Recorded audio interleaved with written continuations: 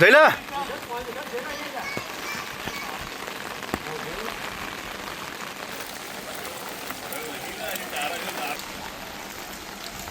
એ નહીં કીધા માર્ટિંગ ગાડી બહુ દરવાજામાં પાણી આવે એ દરવાજામાં છૂટું જે તપ થાય છે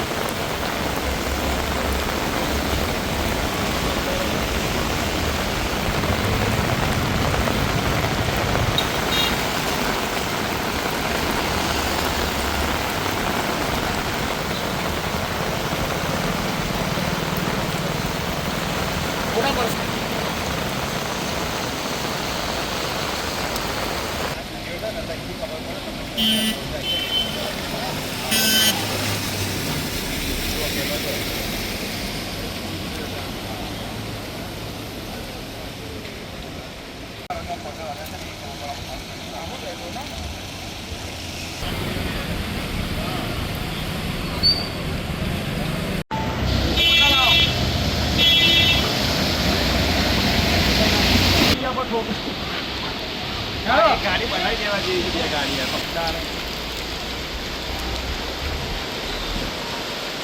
સુશીલભાઈ ફોન આવ્યો છે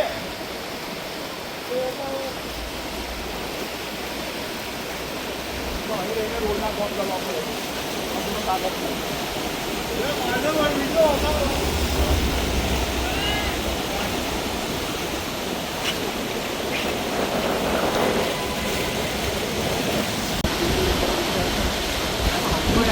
વરસાદ પડે ને થોડો પડે આટલા વરસાદ પ્રમાણે ખબર તમને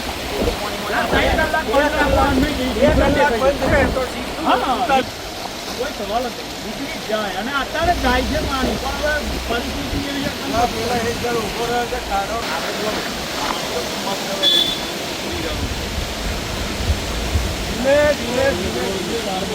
ગાડીઓ લઈને જવા આઇકોનિક રોડ પર જે રોડ બને છે ને એના કારણે બધું ઊંચા નીચે થઈ ગયું છે થોડું પાણી નીચે છે એ તો પેલું બંધ કર્યું છે આપણે ખબર પડી જાય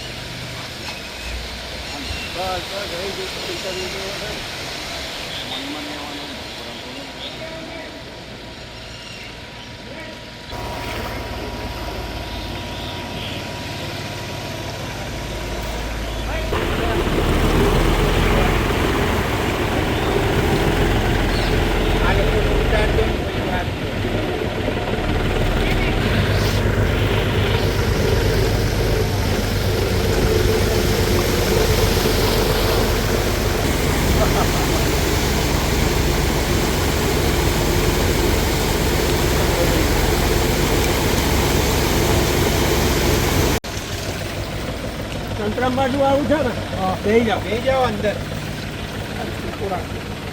એટલે આમ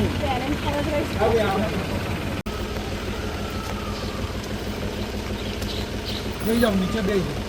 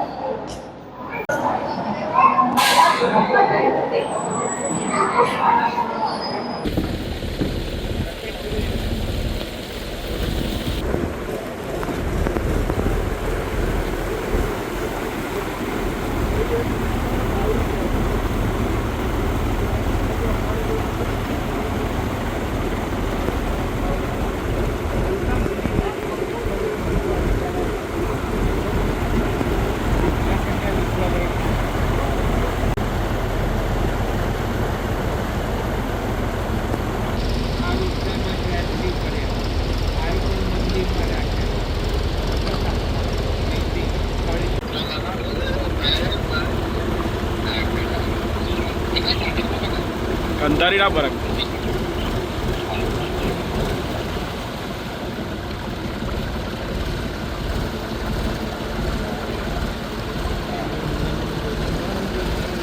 हमारा मेयर साहब सकते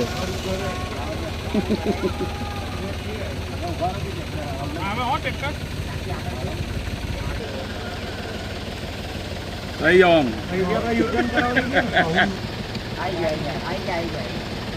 કઈ નહીં ઊભી રાખો.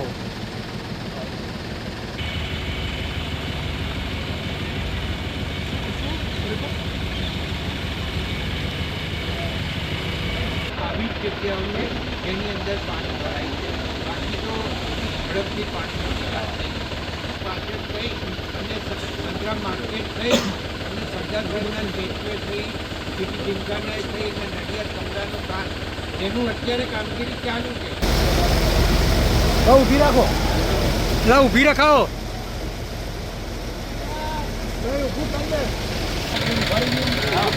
ના મારે વોકથ્રુ કરવાની છે.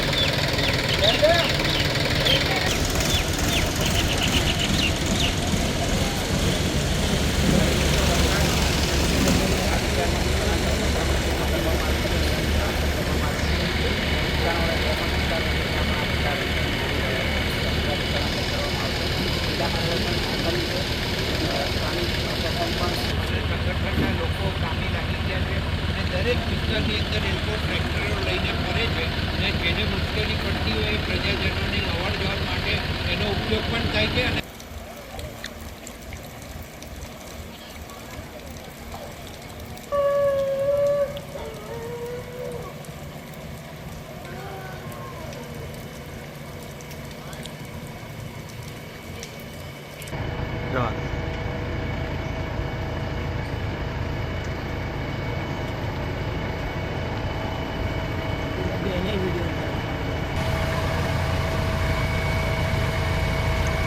ચાલે સાહેબ દેખાય ઉપર સાહેબને જે આ બાજુ બારીશ હોવાની વાત છે પણ અભી જ્યાદા બારીશ હોएगी તો ઈધર આપણે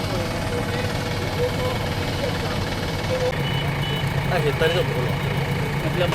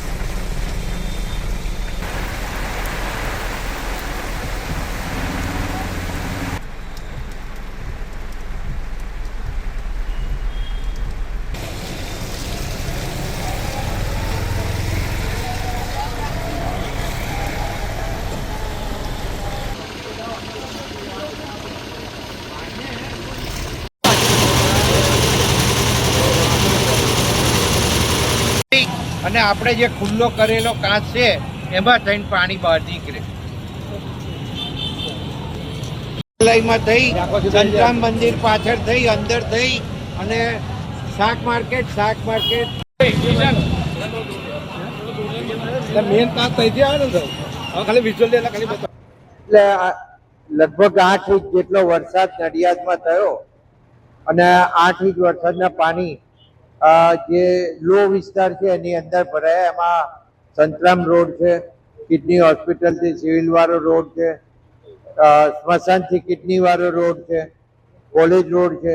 આ બધા રોડો ઉપર પાણી હતા. એવી રીતે પશ્ચિમમાં પણ પાણી હતા અને પશ્ચિમના જે પાણી છે એ હાલ લગભગ બધે ઉતરી ગયા છે.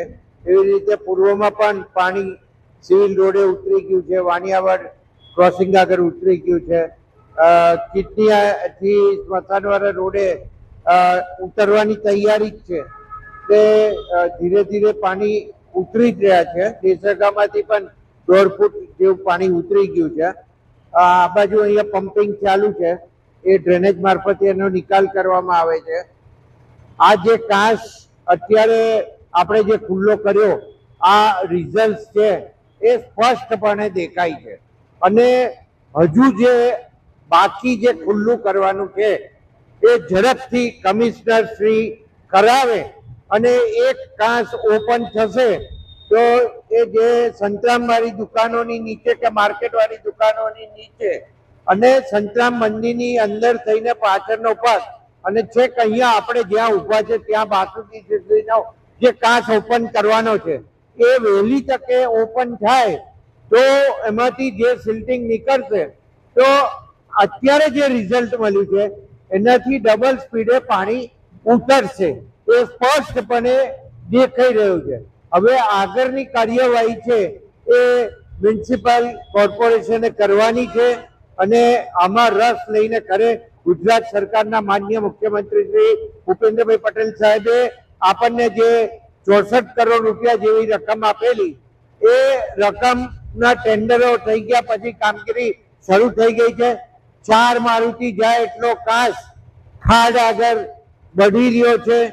સિટી જીમખાના ગ્રાઉન્ડની અંદરથી બનતો નડિયાદ સિટી તરફ સરદાર સ્ટેચ્યુ તરફ આવી રહ્યો છે. એટલે અત્યારે જે ઓપન દેખાય છે એ ઓપન કાચમાંથી સરદાર સ્ટેચ્યુ આગળથી ખૂબ મોટા પ્રમાણમાં પાણીનો નિકાલ થઈ રહ્યો છે. હજુ થોડુંક જે મ્યુનિસિપાલિટી આગળ ઓપન કરવાનો બાકી છે ત્યાં રોકાય છે. એટલે એ પણ નીકળે તો પણ ખૂબ સારું રિઝલ્ટ મળશે અને પહેલો એ દૂર કરાવવા જોઈશે અને એમાંથી સિલ્ટિંગ કાઢવું પડશે. કારણ કે 4 ફૂટનો ડિફરન્સ રહે છે એટલે એમાંથી સિલ્ટિંગ નીકળશે. તો હજુ પણ અહીં પાછળ જે મેં કહ્યું એ બધા વિસ્તારોની અંદર સંતરામ રોડ, વિદ્યાલય રોડ છે, કિડની વાળો રોડ છે, સિવિલ વાળો રોડ છે, કોલેજ રોડ છે, દેસાઈ વગો છે, આઈસ ફેક્ટરી વાળો રોડ છે, આ બધેથી બાસુડીએ થઈને ઝડપથી પાણીનો નિકાલ થાય એના માટે આ બધું જરૂરી. નીચાણવાળા વિસ્તારોમાંથી લગભગ બધાનું સ્થળાંતર કરાવવામાં આવ્યું છે. કોઈને વલિયારી માર્કેટની અંદર રાખવામાં આવ્યા છે, કોઈને શાળા નંબર 1માં રાખવામાં આવ્યા છે, કોઈને સંતરામ મંદિરની અંદર રાખવામાં આવ્યા છે અને કોઈને એવી રીતે પશ્ચિમની અંદર પણ સ્કૂલોની અંદર રાખવામાં આવ્યા છે. અને બીજું ખૂબ સરસ બાબત આપણા માટે એ છે કે 2 સંસ્થાઓ, એક સંતરામ મંદિર પરમ પૂજ્ય રામદાસજી મહારાજ જે રીતે જે વિસ્તારોમાં પાણી ભરાયેલા છે નીચાણવાળા અને એમાં જે ગરીબ ઝૂંપડપટ્ટીમાં રહેતી વસ્તી છે એને ખાવાનું બનાવી શકશે નહીં તો એને જમવાની પણ વ્યવસ્થા કરવામાં આવી છે અને બધા જ કોર્પોરેટરો, મેયર સહિત કામે લાગ્યા છે. પોતપોતાના ટ્રેક્ટરો જાતે જે લોકો કાર્યકરોને લઈ અને જેસીબી મશીનો લઈ અને સ્થળાંતર કરી અને ત્યાં આગળ જે જમવાનું આપવાનું હોય એ ટ્રેક્ટરોમાં મંદિરમાંથી લઈ જઈ અને આપવાના છે. 2 દિવસની આગાહી છે. આપણે સૌ ધ્યાન રાખવું પડશે અને મેં આગળથી કહેલું છે કે જે પાણીવાળા વિસ્તારો છે, જે રોડ ઉપર પાણી છે એ રોડ ઉપર જવાનું બિલકુલ ટાળજો.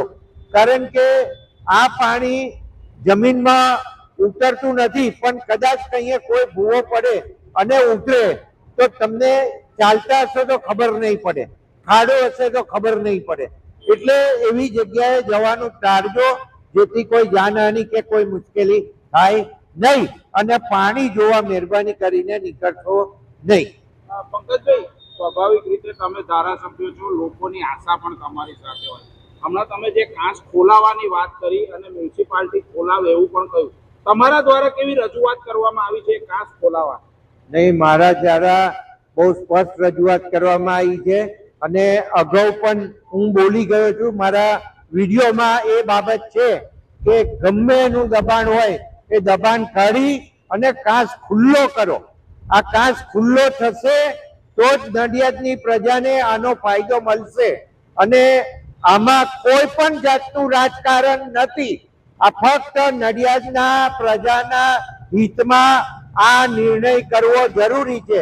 અને જે લોકો આ બધું જાણે છે કે કોની નીચેથી કાંસ જાય છે, ક્યાંથી કાંસ જાય છે, એ બધા જ અને એ બધી જ સંસ્થાઓ કે દુકાનો આ દબાણ દૂર કરે તો જે માન્ય મુખ્યમંત્રીશ્રીએ આપણને રૂપિયા આપ્યા છે ને એનું ટેન્ડર નીકળી ગયું, એની કામગીરી શરૂ થઈ ગઈ છે. તો આ કામ આપણે ઝડપથી નડિયાદની પ્રજા માટે કરાવી શકીએ અને આવનારા ફ્યુચરના 50 થી 60 વર્ષનું આયોજન આની પાછળ થયેલું છે.